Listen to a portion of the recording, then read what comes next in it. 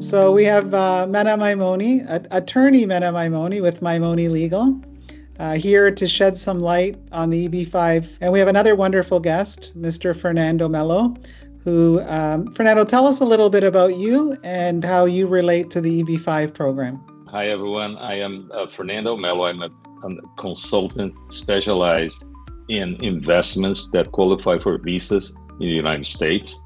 In particular, EB-5. I've been helping foreign investors for about 10 years now, finding the safest, the best possible investments that qualify for the visa. It's a complicated matter that we try to simplify as much as possible. So, in a nutshell, I'm the partner that the investors need to find safe investments to qualify for the EB-5 visa. Well, welcome. Thank you for taking the time. We did a previous webinar together, which went really, really well. And since that time, some things have changed. So I'm Rocky Maimone. They call me Mother-at-Law because I'm Mena's mom. I help to manage Maimone Legal. I bring years of experience in real estate investment management. I've been an entrepreneur most of my adult life, and really, really happy to be a part of the program, and I get a lot of pleasure out of working with fellow Canadians and people from all around the world. So I initially came to the United States on an E2 visa, and then after a couple of years, my family and I personally went through the EB-5 program. It's a wonderful program. It allows you the opportunity to get your green card for you, your spouse, and any children under age 21. So tonight we're going to specifically talk about some announcements that have been made. And we want to just provide you with the right information so that you know exactly what's going on instead of all of these rumors that have really been floating around. So Mena's going to start us off, taking us through that. Mena, go for it. Sure. So to give you a little bit of background as well from my part, my mom and I moved down to Florida about 8 years ago with my brother and my stepdad, John. And I watched them go through the EB-5 process. I was already aged out at that point, so I was on my own. But watched them go through it, and then became an attorney here in Florida, and really wanted to help other Canadians accomplish their dreams of moving to the United States. Just like we had the dream of relocating here, I thought what a perfect way to give back to my community and to share some knowledge and some guidance on how to do the same. And so that's where we really focused our practice. So I'm the immigration attorney. We do estate planning as well. My mom, Rocky, is the senior business manager, and we have a beautiful team, as you can see here in this picture. We've actually grown a little bit since that picture, but we have a wonderful team that we love to take care of our people. So thank you so much again for spending the night with us. And I'd like to get into, I have a lot of people who call me and they're freaking out. Okay. They're like, I heard on the news that Trump said this, this, and this. How does that affect me? I've spoken to snowbirds who are like, oh my goodness, there's all these rules now. He's going to fingerprint. Okay, so there's a lot of smoke. And hopefully tonight I can offer a little extinguisher to get rid of the smoke and the fire, to calm everybody down. And we're gonna share some hard facts. Not any smoke or fire. We're going to share some facts that hopefully is going to put your mind at ease, encourage you to go one way or another. And I always like to say knowledge is power. So, the more you know, the more powerful you are, the better your decisions are, the better your life will be. So let's start off with the gold card. Okay, everyone was like, oh my God, I saw Trump. He was in a room with these other guys and they were all talking about gold card and how bad EB-5 is and that he wants to get rid of it and he gives it 2 weeks to get rid of it. Well, that's not really the case, and I'm sure Fernando can confirm that as well. But I did a little bit of research. I know a lot about how laws are created, about how things are done here in the United States. So let's get into it. First question is, what is the gold card? Okay. And how would Trump go about trying to eliminate EB-5. Okay, so the gold card is what he proposed, is not law. It was just something that he proposed, which I'm assuming he's going to attempt to put into law. And the proposal was a $5 million investment that will lead you directly to U.S. residency and citizenship. We don't have really any other details other than that because, again, it's not a law. It was just something that he had proposed during that speech that he gave, basically. And the intention of it is that they want, so with EB-5, it's more like a loan. With this gold card, they're talking about having you just write a check, $5 million. It's basically going to buy you a green card, okay? So let's first talk about why it's going to be extremely difficult for EB-5 to get eliminated, okay? So EB-5 is legally authorized until September 30th, 2027, until which time they're going to vote on it. And this is under law under the EB-5 Reform and Integrity Act of 2022. So the program cannot be eliminated just by an executive order alone. So let's go through what he might try to do in order to get rid of it, but ultimately there's a high probability that he'll be unsuccessful with that. So first is congressional repeal, which is highly unlikely. It'll require the House and the Senate's approval and a presidential signature. The reason that this is not probably going to work is because there's bipartisan support. So both sides are supporting EB-5, and we've seen that quite a bit. The second approach would be trying to defund the EB-5 program. And the issue with that is that EB-5 is self-funded through the investor fees. So we know that, you have to make this investment. There's hefty fees that are involved. And so a lot of the funding comes from that. So second option, highly unlikely. The third is through executive action. So he can't eliminate EB-5, but he may try to slow down processing, maybe throw in some hurdles, like maybe removing adjustment of status. But eliminating it completely, not an option here, just slowing down processing so green cards aren't issued as quickly, maybe removing adjustment of status. Those are some things that he might do. The challenge with it is that there's going to be a lot of battles in court. As soon as he tries to do something, other parties are going to try to basically take that down in court. So, the worry here is pretty low, in my opinion. And so that's my breakdown of what would be required to eliminate EB-5. Do I think the gold card is going to be a good option? I don't really think so, because I think the amount of people that are going to write a check for $5 million is a lot smaller than what he's anticipating here. So EB-5 is a wonderful program. I don't think that there's any risk to anyone who wants to go ahead with it now. It's totally safe to do so. And like I said, it's in law until 2027, at which time we will see what happens from there. But anyone who does it from here on out until 2027 is pretty much good to go. So If I'm doing an EB-5 like I did, and I have to get it done before September 30th of 2026, correct? Right.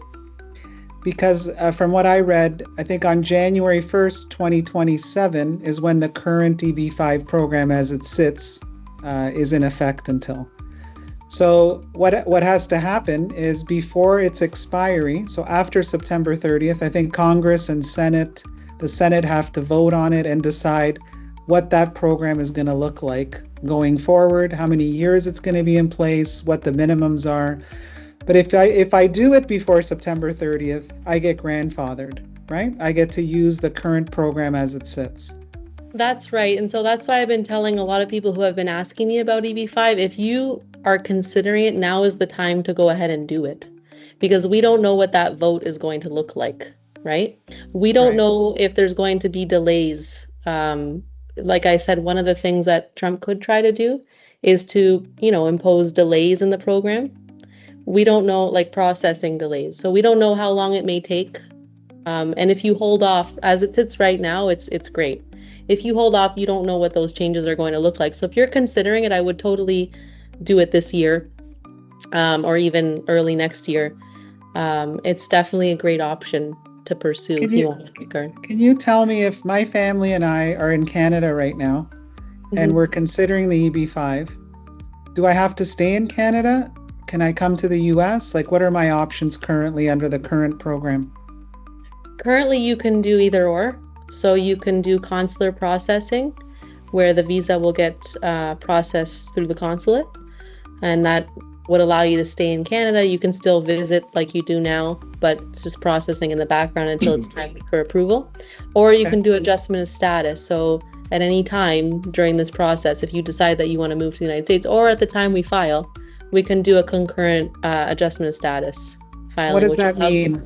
What does that give me? So I'm in the US. Fernando finds me a wonderful project with Brian and his regional center. I make that filing. You do the petition. I'm in the US when this happens. What does that mean for me and my family? So it means you can stay here from day one. There's a period of time where you can't travel, usually about 3 to 6 months or more. There's a period of time when you won't be able to work until we get work authorization for you, same timeline, 3 to 6 months. And then the adjustment status usually takes 8 to 12 months on average to come in. Let's move on. I think we've talked about that. Rocky, if you allow me, there was a question please. in the chat about, okay, is it September 30th of 2026 or 2027? And for the grandfathering, it is 2026, right? So that's an important thing that to clarify to everyone. So yeah, I think Mena made a boo-boo. Mena made a boo-boo and said 27. Thanks for clarifying. Yeah, it's September. No, never mind. It 2026. Yeah. That's why we're here, right? Of course. How much money has the EB-5 program brought into the United States? It's an incredible program, and since its inception in the 1990s, it's brought over $6.1 billion in investment into various projects all across the country. So it is an incredible injection of cash. It's an incredible injection of job creation. And I don't think, this is just my guess, I don't think that they'll do away with it. I believe they'll really consider keeping it and maybe making some alterations to it as they see fit, because that's happened in the past. They changed the amount. Like when I did it in 2019, it was a $500,000 investment. And at that time, I couldn't do adjustment of status. And now, from then to now, the program is awesome right now, because adjustment of status is there, green card processing is fast, and there's so many wonderful projects that are in play that we'll talk a little bit more in a moment. But, we're going to still talk with Fernando, and I think Brian has joined us too. But Mena, there's a lot of stuff going on right now too about the 30 days, I got to get fingerprinted. Yeah. Trump's picking on Canadians. Can you talk a little bit about that, please? Sure. So just so you all know, I'm going to start this off by saying Canada already does this to Americans. Okay? So it's not anything crazy. Canada's been doing it for a long time. They fingerprint Canadians. Americans wanting to go to Canada. Sorry, I got my countries confused. They fingerprint Americans going to Canada who are going to be staying over 6 months. So if you're staying a long time, you have a visa, and you're going from the United States to Canada, they're already fingerprinting. I know firsthand that when I've been on a visa, I've been on an E2, I've been on F1, they've fingerprinted me multiple times. So it's nothing new, and it's at the discretion of the officer. What they're doing is they're cracking down on it. Okay, so they're saying anyone who's coming from Canada who's going to stay more than 30 days, like snowbirds, people on a visa, need to be fingerprinted. Okay, there's no restriction to you entering. It's just something that they're doing. And the reason that they're doing it is because of national security immigration control. They want to make sure that their borders are more secure. They want to crack down on Canadians who have decided to overstay or commit fraud. So, in a way, you can almost say that this is a wonderful thing that they're doing, because they're protecting this national security. And they are ensuring that Canadians who are entering are abiding by the rules, which I totally agree with. So it's not going to cause you any restriction. It's not going to cause you any delay. It's just going to be when you get to the airport, you go through customs, they say, welcome to the United States. How long are you going to stay? Oh, I'm staying for 3 months. Okay, we're going to take your fingerprints. You do your fingerprints on the machine and you go in. So that's really all it is. If they don't fingerprint you there at the port of entry, there could be a chance that they ask you to go get fingerprinted at a local service center. So it's not anything of concern. And I think a lot of people are really, again, freaking out about this, but it's very custom, very standard. I think because of the tariffs, no tariffs, yes tariffs, and then, the back and forth, Canada, US, and the way it's being portrayed in the news, especially in Canada, is that, Trump and the Americans are picking on the Canadians. But that's not what's happening. And I was talking to a few people at the office, and I said, if you come to my house, you have to abide by my rules. Mm-hmm. So if I don't know who you are, and you're planning on staying in our country for an extended period of time, I would like to know who's here so that I can control and, not leave things to chance. So nothing's really going to change in terms of Canadians visiting. If you're visiting for more than 30 days, this will all get cleared up. They're going to create a website that you can go on and register yourself, just like they did when we were going into Canada after COVID, where we had to go on that. They created some app, and you had to say where you were going, where you came from, same type of thing. They did it, to Canadians when we were re-entering Canada.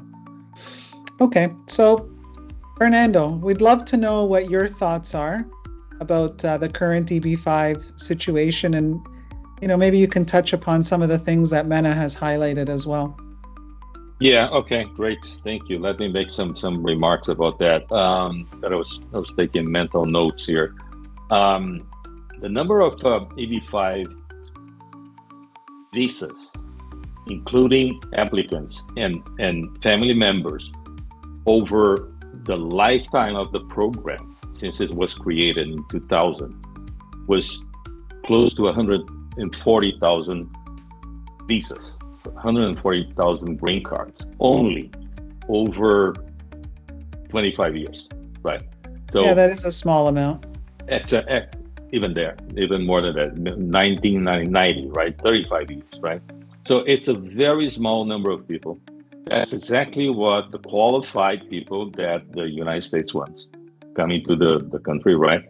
And these people invested and created more than 1 million jobs in the United States over this period of time. 1.3 million jobs, direct and indirect and induced jobs in the country. So clearly, it's a program that is positive, that is beneficial for the United States. I don't see why Congress would support either terminating or not renewing the program when it expires and before it expires, right? So that's one piece of information. Other than that is that there are a number of projects, the investments go into private enterprises, very typically real estate projects, but there is a lot of money that goes into economic development projects. So for instance, I give an example that people are very familiar with. There is the Bright Line, the train that connects Miami and Orlando. Part of that project was financed with EB-5 capital. Oh, that's interesting. There are a number of projects, yeah. The largest steel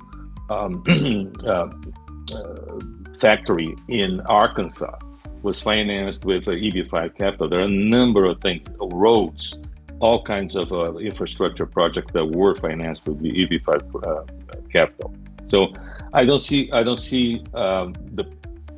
Congress not approving anything like that. And moreover, most of the jobs are created in both Republican and blue or red states. I see support on both sides of the aisle, Republicans and Democrats. So I cannot see a movement towards terminating the project, the program. So that's one comment I would make. The other is that EB-5 does not establish a price for the permanent residency. the green card is not for sale, right? And Right. the gold card, the way it was suggested, would be a price for the permanent residency in the United States. I think that's there is a confusion there. Clearly, people, when it was announced, they were comparing the amounts as if they were comparable. They are not. EB-5 requires an investment that, if well done, returns to the investor, right? So it's as if the investor is lending the money to the private, the economy, the U.S. economy, and benefiting the economy by creating jobs with that, and returning that money over time, and in doing so, qualifying for the green card. While the gold card would be basically permanent residency for sale, which I don't think that conceptually is something that Congress would necessarily approve. But that's my opinion, right? But besides that, as you may know, the U.S. has the taxing basis on a universal basis, right? So the U.S. taxes universal income. And for anybody to come to the U.S. through that process, they would have to become taxpayers in the United States. And Yes. we are talking about ultra wealthy investors, right? I don't think that people with that kind of money to apply for that kind of visa would like to become U.S. taxpayers. So you would have to have some kind of exception or exemption for those investors, which I find also very hard to be approved by Congress in the United States. So those are my comments about that. Perhaps it's my view. I find it very unlikely that they are going to replace a good program, which is one of the best in the world, if not the best, by something that is, puts the U.S. side by side with countries that sell the citizenship or the permanent residency.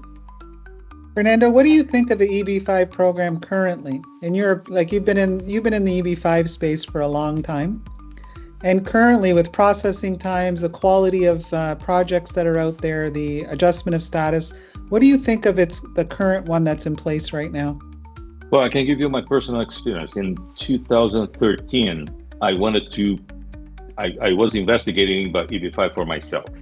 So I thought that was the best path for myself, and I couldn't do it. And I couldn't do it because the information was simply not available, conflicting. I couldn't find anybody that could, direct me, help me like me. I couldn't find a version of me back 10 years ago. And the industry was very, green. It was not mature. EB-5 started being really, really, popular after the crisis in 2008 and 2010, when capital became scarce in the United States, and real estate developers started looking around for solutions for that. And EB-5 was kind of discovered at that point in time. Before then, it was only like hundreds of petitioners. And then after that, it grew a lot, right? So the industry was not very mature 10 years ago when I was looking into it.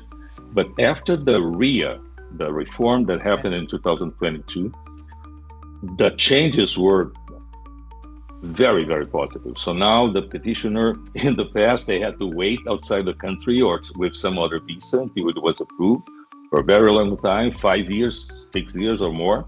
So now the investor can wait in the country and benefit from the status while the petition is being processed.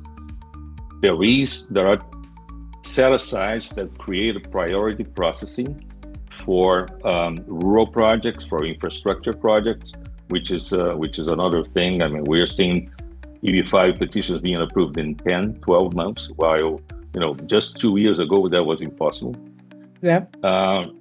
And there is more oversight from the USCIS on the regional centers and the projects themselves. So the quality of the investments and the offerings increased a lot over the past 2 years. So we are seeing better projects, safer, with mostly from players that have been around for many years and have thousands and thousands of investors with their capital back, with their green cards already secured.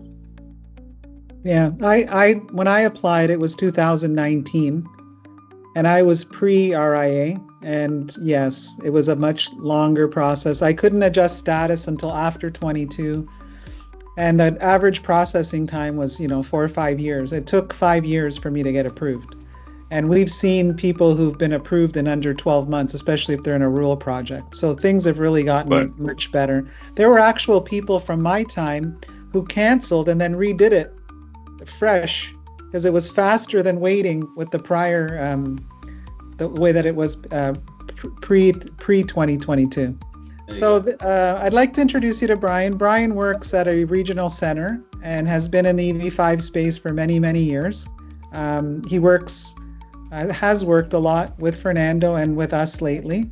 And we want to welcome you here tonight. Can you tell us a little bit about what you do and what a regional center is? I mean, some of the people joining tonight have no idea what a regional center is or how it works. So if you can take a little time to explain that'd be great. Yeah, a little bit about myself. I was born and raised in Miami Beach. My father came here from Buenos Aires, Argentina in 1974 on an investor visa that back then cost $50,000. So I'm effectively a product of the system. I work for one of the largest regional centers. A regional center is licensed by the federal government, by Homeland Security, very similar to how banks get licenses from the Department of Treasury. We get licenses from Homeland Security. And with our licenses, projects like real estate developers can use them to do EB-5, right? To enable them to get EB-5 through agreements with regional centers. Without our licenses, EB-5 couldn't exist. And we do, as an independent regional center who does not own any equity in any projects, we maintain a conflict-free environment. And we do the oversight, compliance, and management of our regional center licenses. So if I'm a developer and I bring a project to your regional center and it's approved, you guys then manage it and manage, the money. Explain a little bit how you do that and how projects are approved or discarded from the regional center.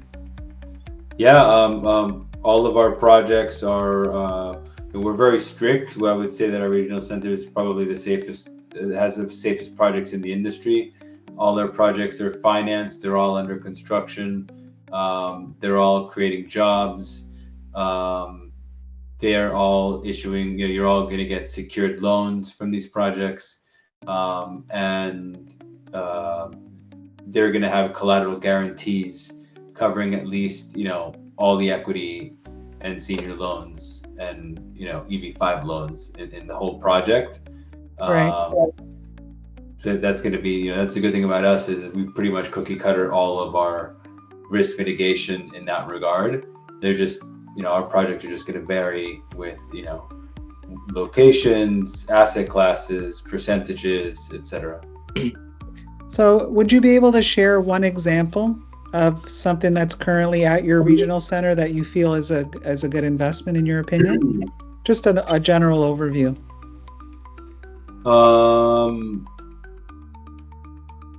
I would probably use one example in,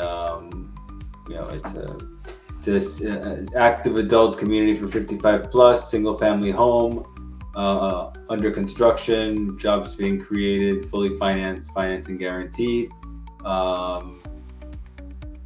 It's single family home development, 1,100 homes or so, in a large metropolitan city in North Carolina. And the project's an asset class in an industry that these days isn't single family home obviously is luxury residential, so it's something that is both developed but also in an industry that's relatively insulated. Right. Okay, so if I'm interested as an EB-5 potential investor, I hire Maimone Legal, which is my lovely daughter, and then Fernando can help us to figure out what's available out there. And then your part to play is your regional center has the actual projects that are available, and you work hand in hand with the team to make sure that the investment and everything goes smoothly. Correct? Yes. Okay. Is there anything anyone wants to add at this time before I think we could take a few questions at this point. This question comes all the time. Is my investment guaranteed that I'm going to get it back? The only guarantee in life is death and taxes. Remember that old saying? So I'll let you guys speak to that because that's an important There is question. something to be said about that. The law says the actual term in the law is at risk. The investment has to be at risk, which means it cannot be zero risk.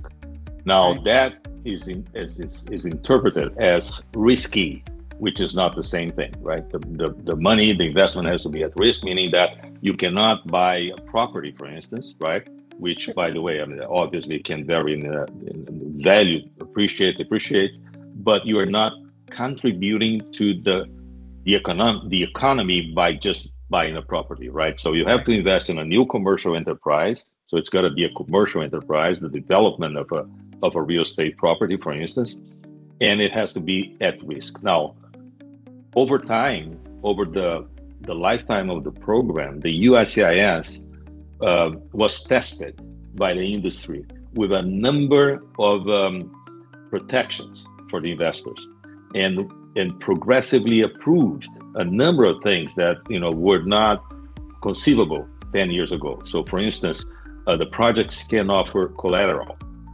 real assets as collateral to the investors.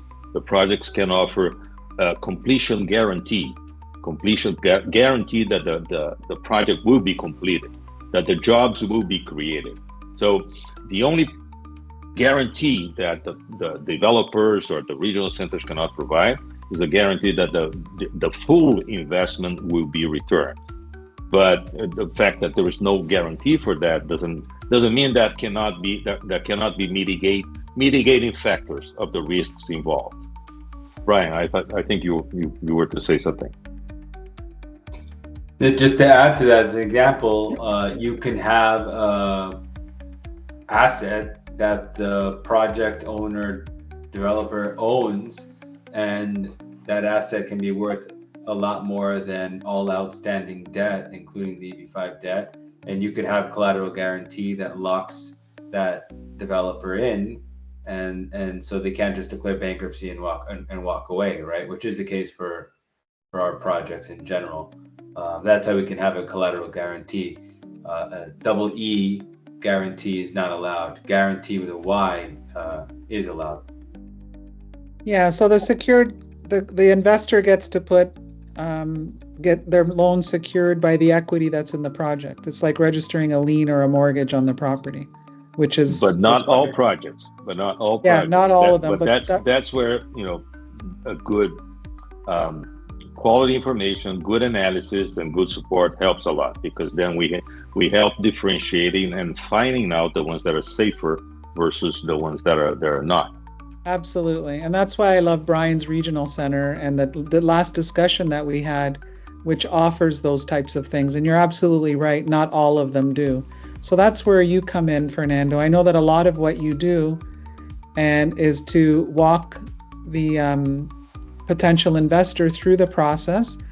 They get to look at different projects because all of them are a little different. Maybe the green card might come sooner, or your annual return is higher or lower, or what stage the project is at. So these are all the things that you go through with any potential investor, right? So that they can decide which one fits for their specific needs. Is that accurate? Yes, yeah, absolutely, yeah. And it's to tell you the truth, it's not, being honest, it's not rocket science, but it's a lot of work, because we got to know what questions to ask, what has to be, we got to find out about the project and what the answers are, right? So basically we compile all that information and we put it very easily available for the investors to see in a very friendly format for them, as if they were comparing projects on Amazon to buy. So they see all the features, right? It's exactly like that. It's like more than 50 criteria that we check boxes or not, and depending on the on the checking of boxes or not, the projects get a higher score. Right. So that helps a lot. It's an easy way for the investor to understand first what matters, what are the aspects that need to be evaluated, and how each project compares with the others in satisfying those requirements or not. Right. So if I'm a family that's looking to do the EB-5, I've spoken with Mena and her team, and now I'm with you. We look at different projects. We decide we're going to go ahead. Mena, walk us through the next steps of how that all comes to be. Sure. So they work with Fernando directly, and as far as I've understood it, maybe he can take this part of it, and then I'll talk about the legal part of it. So Fernando will meet with you. I believe it's over 3 meetings, right, Fernando? Do you want to tell us a little about that part?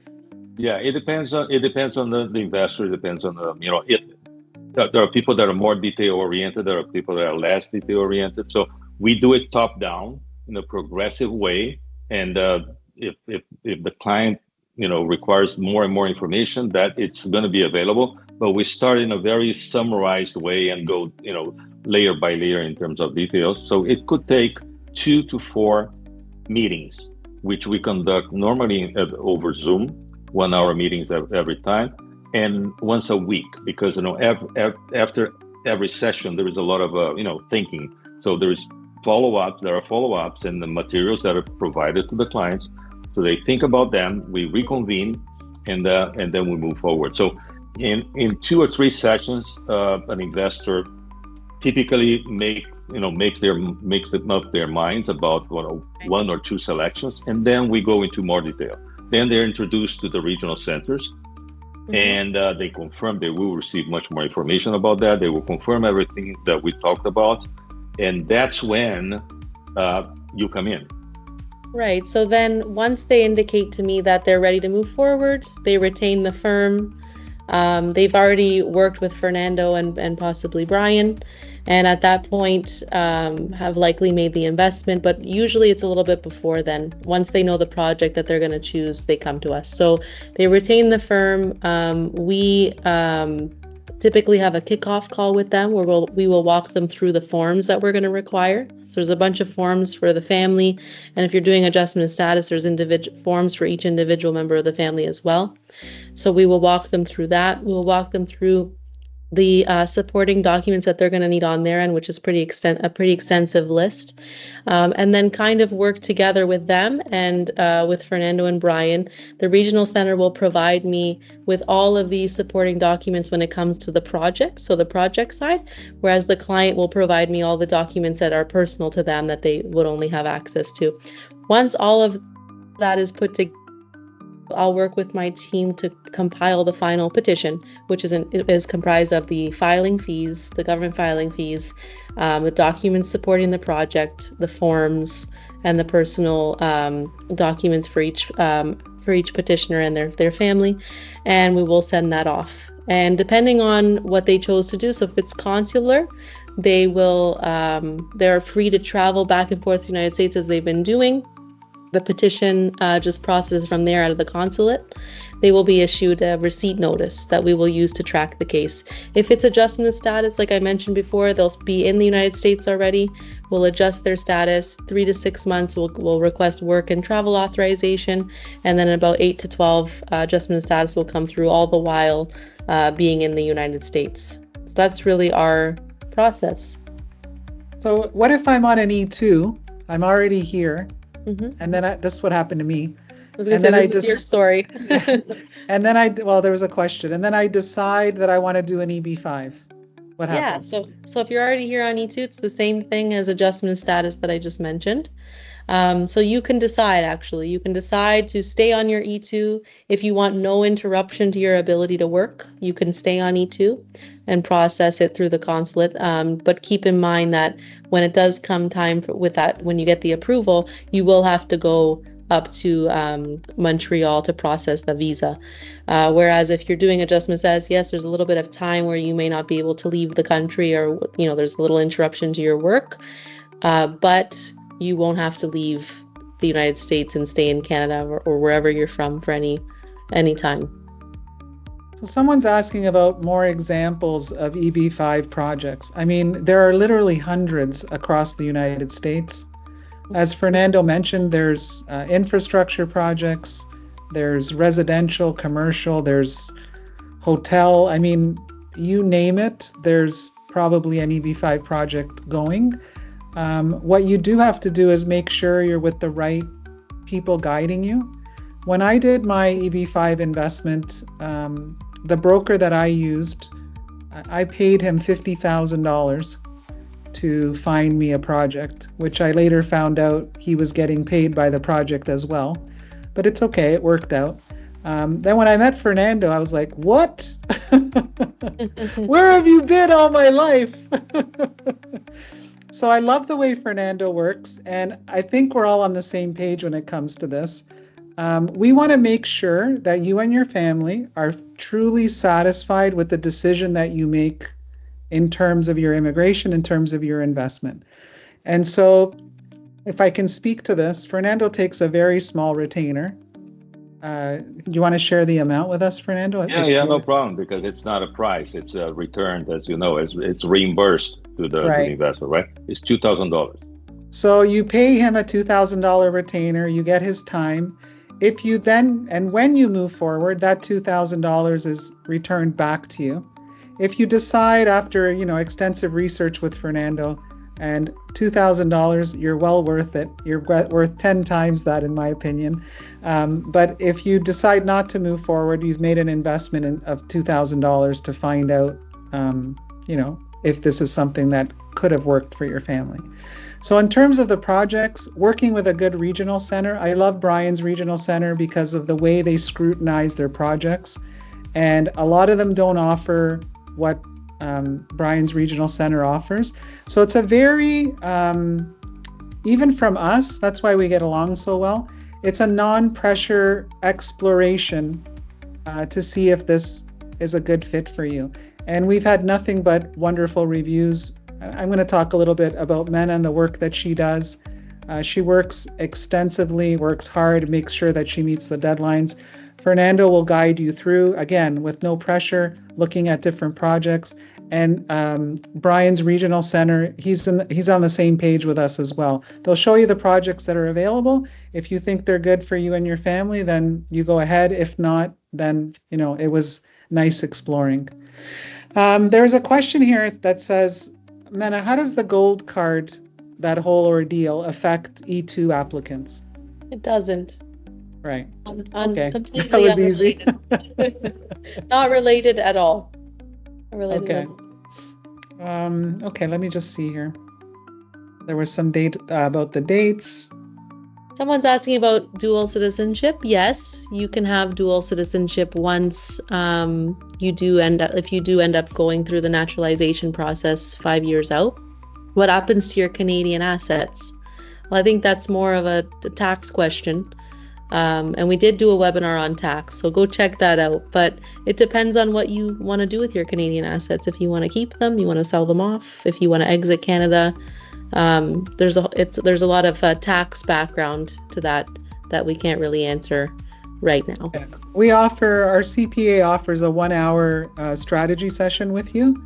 It's the best $350 you'll ever spend. He'll go through all of your Canadian holdings, what your plans are, whether you want to remain a Canadian tax resident or become a U.S. tax resident, help you strategize how to set up your entities in the U.S., how to exit Canada with the least amount of tax damage as possible. So if you are interested in that, Victoria, we have, if you email intake@maimonelegal.com, we can help you with the tax questions and get you connected with the broker. And I have this a lot. People say, do I have to give up my Canadian citizenship? Absolutely not. That is yours. You keep it unless you decide to give it up. You would, on the EB-5, you'll get a green card. And then after 5 years of being a green card holder, you can apply for U.S. citizenship. And then you would be a dual citizen. You'd have citizenship of Canada and the United States. I just want to say that, anyone watching this tonight that's scared or not sure, I feel that a lot of people that I talk to are scared because they don't know. It's the fear of the unknown, right? And I always tell them the best thing that you can do is talk to Fernando. Talk to Fernando because he's super knowledgeable. He's going to walk you through everything that you need to know. All of the questions that you have based on the project, he will answer. And then any questions you have about the legal process, about, the immigration side of it, I'm there to guide you as well. So you have the perfect team here, as well as Brian representing the regional center, and use this team to satisfy your uncomfortable feelings, right? So maybe you're nervous, but I can assure you that once you go through the process, once you begin and dig deeper, a lot of your questions will be answered, and a lot of the things that you're hearing or thinking that could go wrong will all subside. So that's my one piece of advice from today. You know what it is too that I noticed when we were making the move to the US? There's a lot of people telling me all this negative stuff because they weren't going to do it themselves. Right. You know what I'm saying? Like, I remember when I was in Canada, I had a lot of rental properties, and people were like, oh, rental properties, what a headache. And I'd say, oh, how many rental properties do you have? I don't. Okay. So I think you really owe it to yourself and to your family to look into it for you and make a decision that best suits you. So I think there's a lot of confusion about the secured loan. So this is kind of how I explain it, and maybe you guys can jump in. So if there's a project, and we'll use round numbers, it's a $100 million project, and I come in and I give my $800,000, how is it secured? Like, what does that mean? Can you explain it more in layman's terms, Brian? Very similar to how a property has a mortgage loan and the bank owns the asset. You as a lien holder would own that developer's asset. And in our instance, we go out of our way to make our developers in general, abide by a certain collateral guarantee percentage, and it really protects our investors. So in my example, if it's a $100 million project, how much equity would the developer, on average, what is their equity stake in that project? At least enough equity to cover all senior debt and EB-5 debt.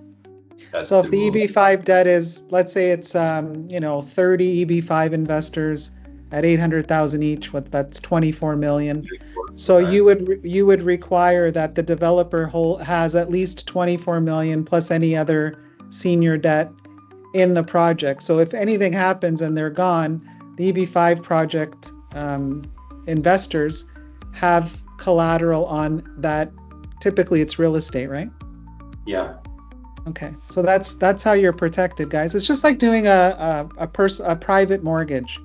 So if someone comes to me, they have $1 million house, and they want, an $800,000 mortgage. That means they have $200,000 of their own money in the property, and so that property would have to drop by 20% before I get affected.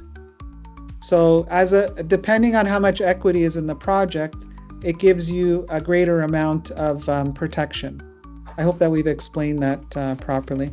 And someone's saying, can a retiree invest and not have a full-time job? Absolutely. It's a passive investment. You are not required to do anything except furnish the loan. You get your green card. If you choose to work, you'd have every opportunity to work in the United States. If you choose to stay retired and hang out at the beach, there's no requirement on you doing anything other than providing the loan. Mm-hmm. And there are two modalities, right? There's you can invest as a loan, or you can invest as the direct equity into the project, right? In general, the equity investments have a higher return. So many people, complain about the low return of EB-5 investments, and that's the purpose of the U.S. Developer or sponsor of the project, is to reduce the cost of capital. Otherwise, there wouldn't be a point in raising foreign capital for that, right? Right. So you could have higher return, investing directly into the projects. And we look into that. When I have my sessions with investors, we talk about that. I show projects that have higher return and a bit more of risk, and lower return, and normally the kind of protections that you're talking about. Yeah, I mean, when I did my investment, I think I got a 1% return. You're not doing it for the return, you know. No, you shouldn't. It's not a great investment if you're looking for ROI. It's an investment because you want the green card, and it's a vehicle, you know, to do that. Nowadays, some of the projects are giving 4%. I hear people go, only 4%. I'm like, I wish I had 4%. I only got 1%. Someone's asking what I invested in. I invested in a project in Seattle, and it was already shovels in the ground. It came to fruition. All the jobs were created. I was approved for my green card not long ago. But I was pre-RIA, so it took 5 years. Plus, I went through COVID, and then there were delays through COVID. I should have had it, you know, sooner, but that's the way the cookie crumbles. For me, it was an excellent vehicle for getting the green cards for myself, my husband, and my son. Mena was already over age 21.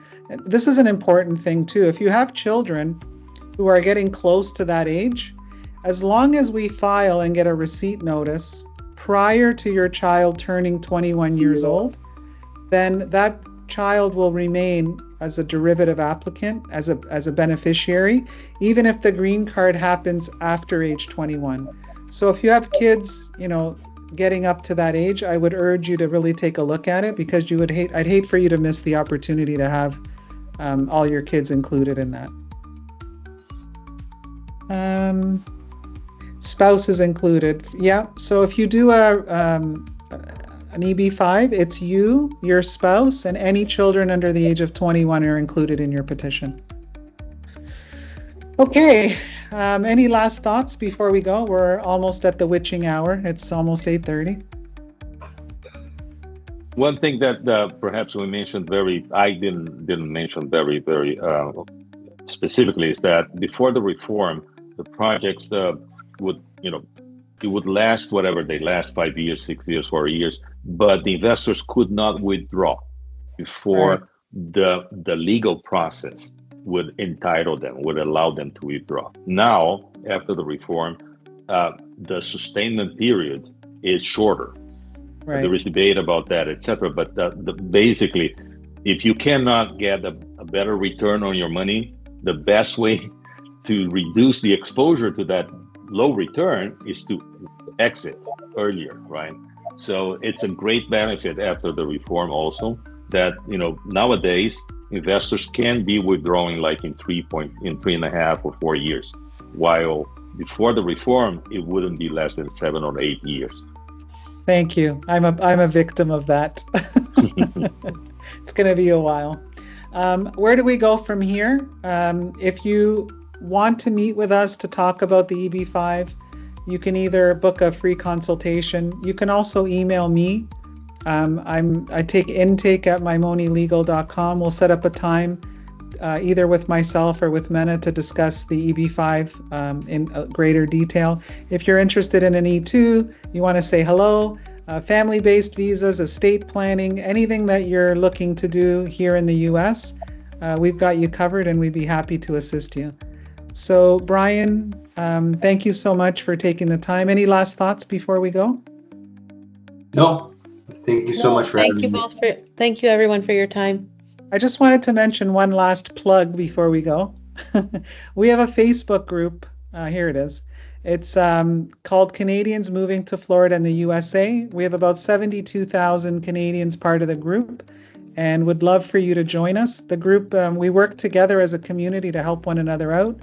We, oh, did you hear that? I said out. Just help each other out. Yeah. I get asked all the time if I'm Canadian. They can hear my accent. I don't hear it, but the community at the Facebook group is excellent, and everyone's there to help one another out. We're here. Fernando's here. I know that a lot of you want to connect with them. Email us. We'll have an introductory call to explain how the process works, and we'd be then happy to connect you with Fernando and then subsequently with Brian. Okay, I'm done. I'm going to stop talking and give you guys an opportunity to say goodnight. Good night, everybody. Good night, everyone. Thank you for the Thank you. opportunity.